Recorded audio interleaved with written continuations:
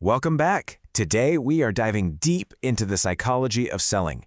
You know, all those powerful, sometimes invisible techniques that can turn a maybe into an absolute yes. So, let's get right into it. Okay, let me start with a question that might challenge how you think about sales. We all think persuasion starts when we open our mouths, right? When we begin our pitch. But what if the most important moment of influence happens before you even say a single word? What if the environment itself could prime someone to say yes? So get this. There was this real-world experiment where a guy was asking women for their phone number, and his success rate, it went through the roof when he just stood in front of a flower shop. Wild, right? But here's the kicker. When the women who said yes were asked about it, they were like, "Oh, the shop? No, that had nothing to do with it." But of course it did. Subconsciously, all those romantic vibes from the flowers had already done the persuasive heavy lifting.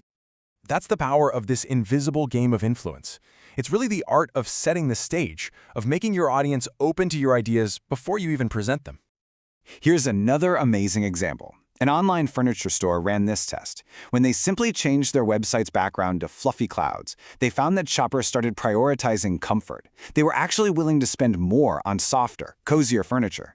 But when they changed that same background to be covered in coins, those exact same shoppers became totally laser-focused on price, hunting for every deal they could find. The image was priming their priorities without them having a clue.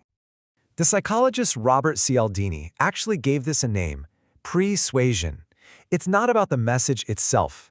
No, it's about preparing the soil so that your idea, your seed, has the absolute best chance to grow.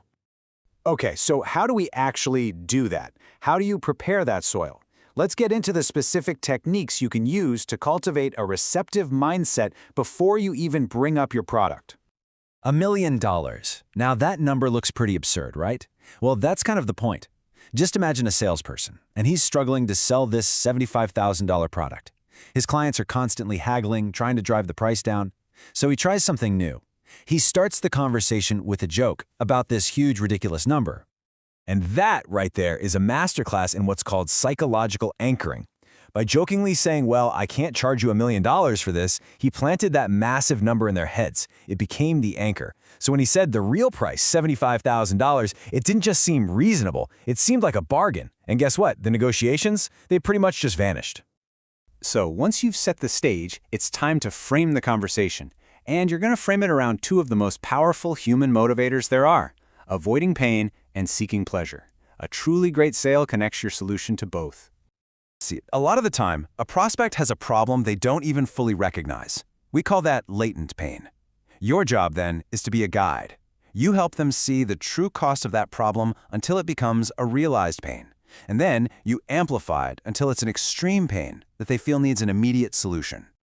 Once that pain is crystal clear and really urgent, your solution is no longer just a product. It's not just a service. It becomes the essential bridge.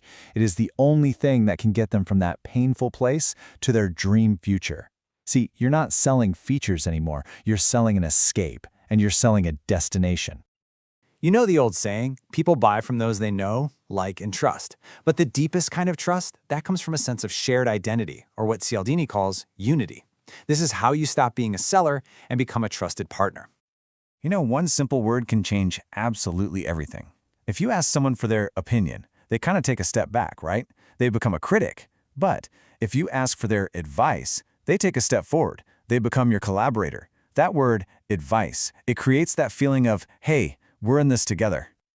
This line, which a banker reportedly used, is just so powerful because it taps into the strongest unit of all, family. He's not just giving them advice. He's signaling, look, I'm advising you with the same care and attention I would give my own family. And that builds trust almost instantly. Don't forget, your own story is an incredibly powerful tool for creating that sense of unity. When you share your own struggles and how you overcame them, it makes you so much more relatable. It shows the prospect, hey, I get your pain because I've been there, and it inspires them to believe that if you made it, well, maybe they can too. All right, you've prepared the soil, you've framed the problem, you've built trust. Now it's the moment of truth, closing the deal. So let's look at a few psychological tactics to help you guide that final decision with total confidence. Okay, first things first, you have to state your price clearly and with absolute conviction. No hesitation, no apologizing for it. The way you deliver the price signals its value. So you just say, the price is $3,000 per month. And then you say nothing. You just pause. This silence is unbelievably powerful. It forces the prospect to process that number, and their mind will immediately start working to justify the cost based on all the value you've already established. So often, they'll actually talk themselves into the price, and you can avoid a negotiation altogether.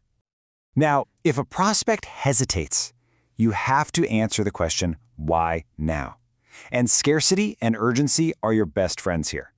Scarcity limits the supply. I only have one spot left. Urgency limits the time. This special rate expires on Friday. Both give them a really compelling reason to act now instead of putting it off. Oh, this one is brilliant for handling that classic, I need to think about it objection. You just gently reflect their own words back at them. By reminding them that they agreed it was a perfect fit, you help them uncover the real reason they're hesitating, which lets you address the actual obstacle. So, let's do a quick recap of your new persuasion toolkit. Remember to ask for advice to create a partnership. Find that shared identity, and tell stories that people can relate to. But above all, always prepare their mindset before you ever deliver your message. And we'll end on this thought. These psychological tools are incredibly potent. They can be used to create massive value and genuinely help people, or they can be used to exploit them. The sources we've covered all really emphasize that using them ethically is what matters. So the final question really is for you. With this kind of power, where do you draw the line?